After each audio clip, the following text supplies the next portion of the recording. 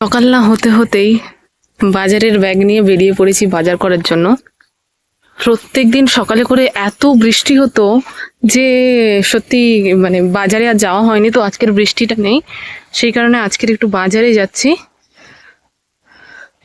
সত্যি বলতে এই রাস্তা দিয়ে হাঁটতে আমার খুব ভয় লাগে, কারণ এই রাস্তাতে বিশেষ করে এখন বর্ষাকাল প্রচুর গোসাপ বেরোয়, মানে সে একটা একটা পুরো কুমিরের মতো দেখতে।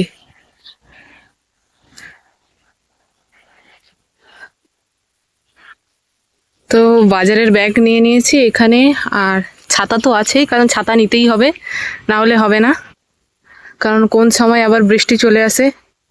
এই জায়গাতে পুরো জল জমে গেছে, মানে এই রাস্তাটা পের করাও খুব মুশকিলের ব্যাপার হয়ে গেছে। চল চলো বাজারে গিয়ে কি কি কিনি সেটাই দেখাই। তো বাজারে ঢুকে গেছি, এবারে ভাবছি প্রথমে আগে চিকেনটা কিনবো, কিন্তু চিকেন দোকানে এখানে প্রচুর লাইন পড়েছে, কিন্তু চিকেন নেইনি, এখানে গিলে মেটে নিয়েছি। চিকেনের দামটাও জিজ্ঞাসা করলাম, একটু কমেছে বললো। আর ওদিকে মাছের বাজার বসেছে, দেখছিলাম মাছগুলো বেশ ভালোই ছিল, টাটকা টাটকা, কিন্তু মাছ নেইনি। অলরেডি যেহেতু গিলে মেটে নিয়ে নিয়েছি, তো আজকের আর মাছ নেবো না, মাছ অন্যদিন নেব। এখানে একটা সবজি দোকানে এসে গেছিলাম, এবারে ভাবছিলাম কি সবজি নেব, মানে সবজির মধ্যে একটু পটল নিয়েছিলাম, একটু বাঁধাকপি নিয়েছিলাম, এইগুলো নিয়েছিলাম আমি, আর একটু টমেটো নিয়েছিলাম। নিয়ে আমি এবারে আস্তে আস্তে আসছিলাম। বাজার করে চলে এসেছি। এটা ভালো যে বৃষ্টিটা হয়নি, নাহলে বাজার করতে অনেক প্রবলেম হচ্ছিল। এখন মানে হালকা হালকা করে সবে শুরুটা হয়েছে বৃষ্টিটা।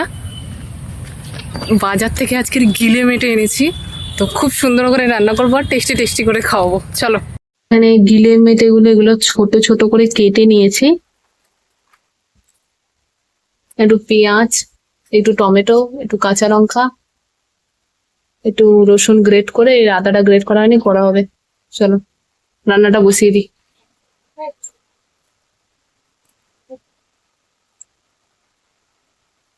তো আলু ভেজে নেবো।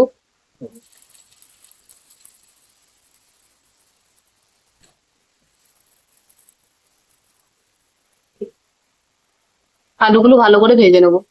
আলুটাকে ভালো করে সুন্দর করে ভেজে নিতে হবে, কারণ এটা মেটের সাথে যাবে, তো সেই কারণে। আলুগুলো ভাজা হয়ে গেছে, এবারে তুলে নেবো। এই তেলটার মধ্যে একটু পেঁয়াজ কুচি দিয়ে দিলাম। আপনাদের যতটা পরিমাণ এ থাকবে ততটা পরিমাণ পেঁয়াজ কুচি দিয়ে দেবেন। আমরা যেহেতু 500 মতো এনেছিলাম, তো আমরা এতটা পেঁয়াজ কুচি দিয়েছি। পেঁয়াজটা ভাজা হয়ে গেছে, এবার এতে আদা রসুনটা দিয়ে দেবো, টমেটোটাও দিয়ে দেবো। রসুন আদাটা দিয়ে দিয়েছি, টমেটোটা, কাঁচা লঙ্কা দিয়ে দেবো।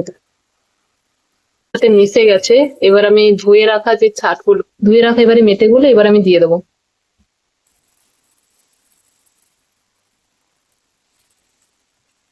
দিলাম, এবার এটাকে ভালো করে নেড়ে নেবো। এতে একটু পরিমাণ মতো লঙ্কার গুঁড়ো দেব, একটু হলুদ গুঁড়ো দেব, আর একটু জিরে গুঁড়ো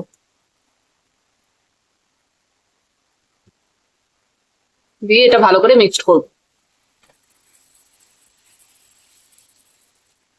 মশলাগুলো যাতে ভালোভাবে মিক্সড হয় আর এটা যাতে ভালোভাবে কষানো হয়, তার জন্য একটুখানি জল দেবো।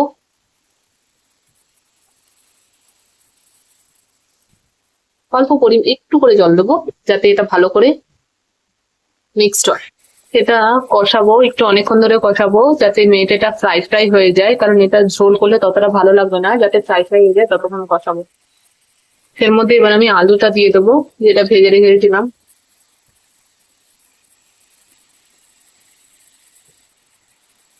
ভালো করে মিক্স করবো। এখানে একটু জল ঢেলে নিলাম। এটা একটু হালকা একটু সিদ্ধ, মানে এটা অলরেডি ভালো করে ফ্রাই ফ্রাই করে নিয়েছি কষিয়ে কষিয়ে, কিন্তু তবুও যেহেতু আলুগুলো আছে একটুখানি সিদ্ধ হবে। তো এটাকে একদম মানে মাখা মাখা করবো, বেশি ঝোল রাখবো না। তো এটা ততক্ষণ একটুখানি মাখা মাখা হয়ে যাক। চলো, আমাদের প্রায় হয়ে গেছে, এবারে টেস্ট করে দেখবো লবণটা কেমন আছে, তারপরে নামিয়ে নেবো। সত্যি বলছি এটা হয়ে গেছে, লবণ টবণও সব ঠিক আছে। এবারে এতে একটু সামান্য গরম মশলা দিয়ে দেবো, কারণ গরম মশলার সেন্টটা অনেক সুন্দর, তো তরকারির স্বাদটাকে আরো দ্বিগুণ করবে। তো হালকা করে একটু গরম মশলা দিয়ে দেবো।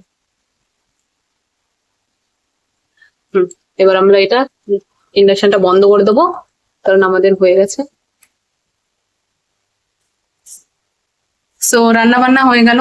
টাটা বাই বাই, দেখা হচ্ছে পরের ভিডিওতে। ভালো থাকবেন, সুস্থ থাকবেন।